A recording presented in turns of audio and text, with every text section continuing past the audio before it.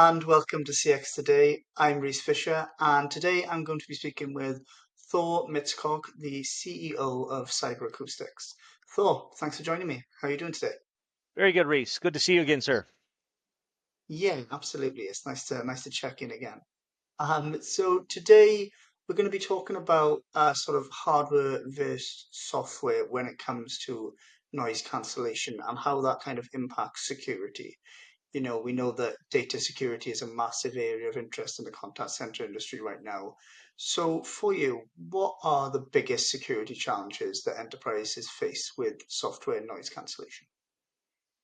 I think in general, so anytime you push things to the cloud, you have to be cognizant on compliance. If you're insurance, healthcare, or finance, there's regulations in Europe with, general data protection.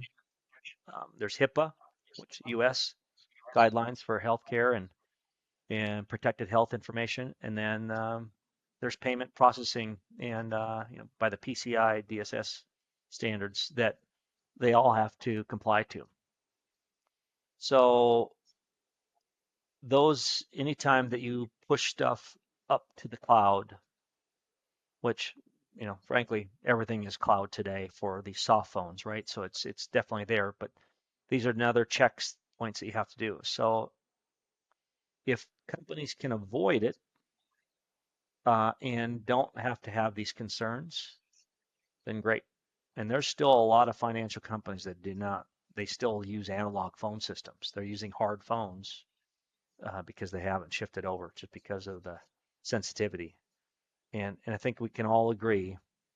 We've heard it by data breaches and where they're holding ransoms for company valuable data information. There's always going to be bad guys out in the world, right? And so anytime you push things in the cloud, those are accessible, right? Even if they're local, they can still hack in if they have, internet connection or bandwidth connection. So those are all the big challenges. And the same thing applies for noise cancellation, right? So there's several companies out there that have pushed cloud-based noise and voice enhancement tools. And one of the challenges that they face is those compliance and regulations where we do everything local. So, and that's a very much nice to have for two reasons. One, many times it's cost, and the cost isn't so much always on whether it's a free subscription or a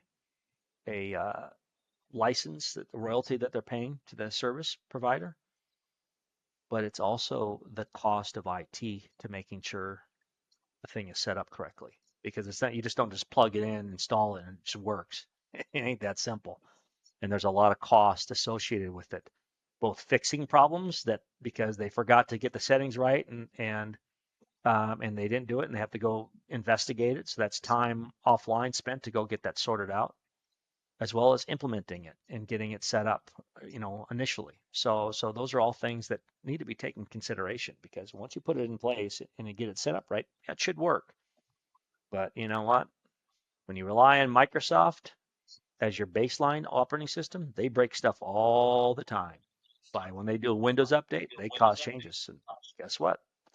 And they break my headsets, they break jobbers headsets, they break Poly's headsets. So we all face it from hardware and software. So and you're at the mercy of Microsoft. So if you use Windows, that's another, you know, variable that you got to account for. So these are all things that get tied to back to deploying something that, yes, if I just deploy something hardware, I can avoid all the security issues, and then I can avoid all the nightmare issues that go along with the setup and configuration.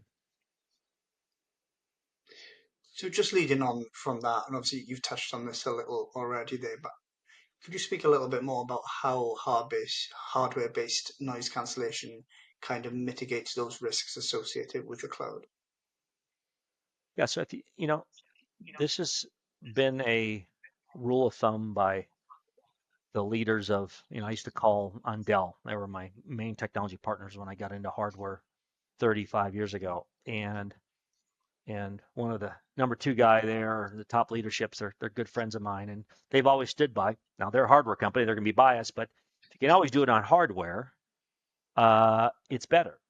And they're right, because the more processing you can offload to hardware versus having to do it in the cloud is better. Now he would my friend today would say, well, we support the cloud too because we do all the servers, etc. But they're still doing it on hardware. It's going someplace cloud. So with our solutions today, we've taken that same fundamental approach and say, look, we can do the processing on our headset and not have to rely anything on applications running on the PC, on the local PC, or in the cloud. And so from a setup perspective, it's as simple as you plug it in and it works. There is no software configuration. Now, you do have to make sure our headset is selected within Windows, and Windows can still cause us headaches, but that's about it. And it takes all the headache from IT away, avoids the regulatory compliance with whether Europe or US or healthcare and finance, takes that out of the picture, and and it really just simplifies all the processes and avoids uh, any security conflicts that others may face. So that's our belief. We'll continue to evolve more hardware development on the headset because we can, and there's enough power through the digital connection that we can do a lot of fun things. So we're quite excited. Yeah, yeah, absolutely, I bet. And again, you briefly mentioned this earlier, but which industries do you think are most kind of sensitive to these concerns, and how can hardware help to deliver that sort of secure and trustworthy service to customers within those industries? Well, I mean, it's kind of straightforward. So anytime there's a financial transaction, credit cards, numbers changing hands, or changing over the phone, repeating it by the customer, taking the credit card down, or social security numbers, or any sensitive personal information, those are all things that apply to many industries, whether it's hospitality, whether it's service related, insurance companies, um, just anything that there's a payment transaction, that's sensitive information. Some companies are less concerned about it than others. And they get really concerned when a bad person comes into play and starts stealing or hacking information. Then they said, "Oh God, we better address it." That's usually what usually shakes things up. Uh, Healthcare, definitely, right? I mean, in the U.S., you can't talk to I mean, my wife can't even go talk to my doctor about my medical, checkups, or vice versa, her medical checkups, without consent. So it's very sensitive information, and we're married a long time, and they can't share it. That's just the policy. So now you got an agent that's talking across the ocean to somebody in the U.S. about their healthcare information. It's even more sensitive. So yeah, I mean, it's they really have to watch it. And then on the financial guys, if you're dealing with one's retirement portfolio or their savings, very sensitive information. That's why, like I said earlier, that many of the financial institutions and the traders, they still rely on hard phones. They've shifted more and more now to soft phones, but some of the big brokerage houses, uh, you can probably reference the names. They still rely heavily on hard phones for their traders. So um, sensitive information is kind of applies to many buckets, but it really applies to both medical, personal information, as well as personal financial information. So those are I think the big topics that they would be concerned on. And again, not all of them treat the information equally. They care about it, but they're willing to take risk and deploy things until something happens. So just finally here, kind of looking forward, how do you see this trend evolving in the next, say, 12 to 24 months?